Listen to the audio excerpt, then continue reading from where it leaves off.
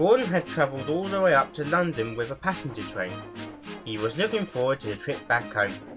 But the manager of the other railway decided that Gordon should stay the night to rest his weary wheels. Gordon went up to the engine shed. He was expecting it to be full of diesels, but he was surprised.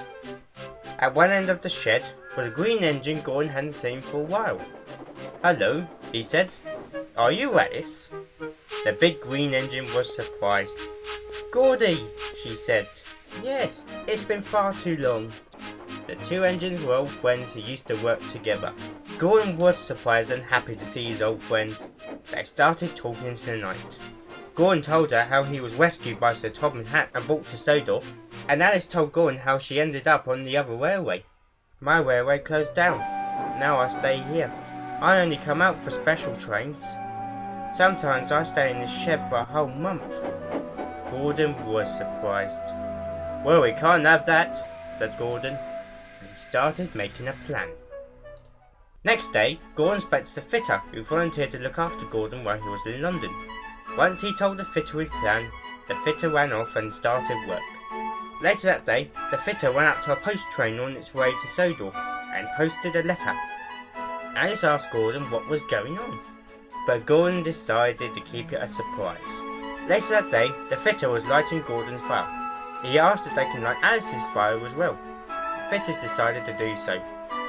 As Alice was only taken out yesterday, it was easy to light her fire. Soon the two engines started talking again. They talked about how they used to pull the express trains on their lines. "I was the express engine on my line," she said. "I pulled the express on the Sodor line. They are heavy trains." "No, they are not," said a familiar voice.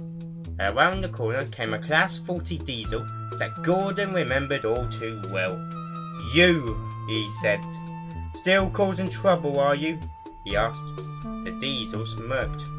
"Ha," said the diesel. "We diesels don't make as much trouble as you. We are the future. We are superior. We never make mistakes. Steam engines always do. We diesels never make mistakes. Soon Sodor will be run by diesels, very soon. I promise you that." "Never make mistakes, eh?" said Gordon. "What about that bowler hat you sucked into your air vent once?" The diesel was cross. That could have happened to any diesel, but to make a mistake like bump the trucks or have a runaway, that is a mistake a diesel would never make. And he rolled away. Alice felt upset. "What if he's right?" she said. "What if diesels are taking over everywhere?"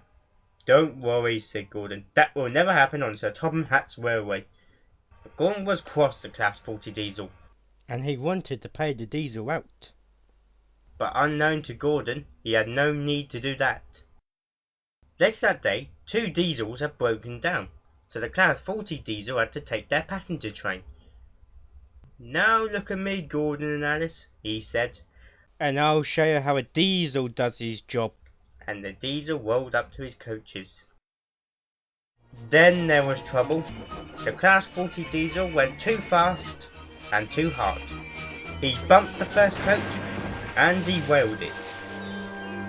The Class 40 diesel felt very foolish, but it felt even more silly when the angry crowd started arguing. "We won't ride in such a dangerous and clumsy engine," they said. "Get another one," they shouted.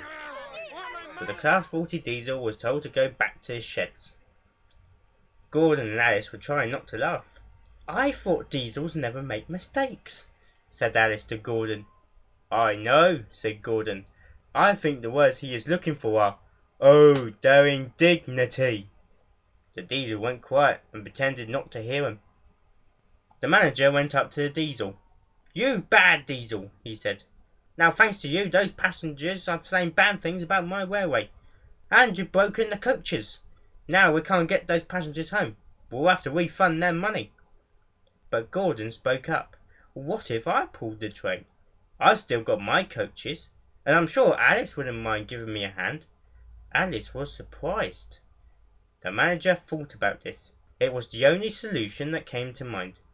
"Very well, Gordon," he said. "You both can go." Gordon was pleased. Soon the passengers got inside Gordon's coaches, and Gordon coupled up to the coaches with Alice coupled up in front. Come on, said Alice. Time to go. Gordon laughed. That seemed to remind him of himself. Soon the two engines were rocketing down the London tracks.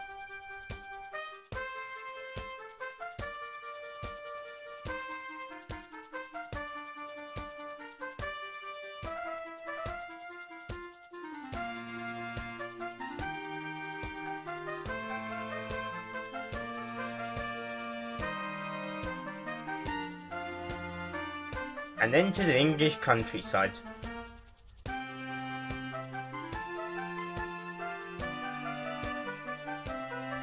Later that night, Gordon and Alice returned to their sheds. The manager thanked them both. Alice was happy. I haven't had a run like that in years, she said. Gordon was pleased. It feels good to pull the express with somebody, especially someone who can keep up, he teased. But soon the smile was gone from Alice's face. It was nice, but I think that might be my last one. They're sure to scrap me soon. Gordon looked. They won't scrap you. I'll make sure of that. And the two engines went to sleep. Next day the shed doors were thrown open, and the manager and the fitter came running in to see Gordon and Alice. Wake up, you two, they shouted. We've got a letter from the Fat Controller. Gordon and Alice listened to the two as they read out the letter. But I mustn't tell you any more, or I shall spoil the next story.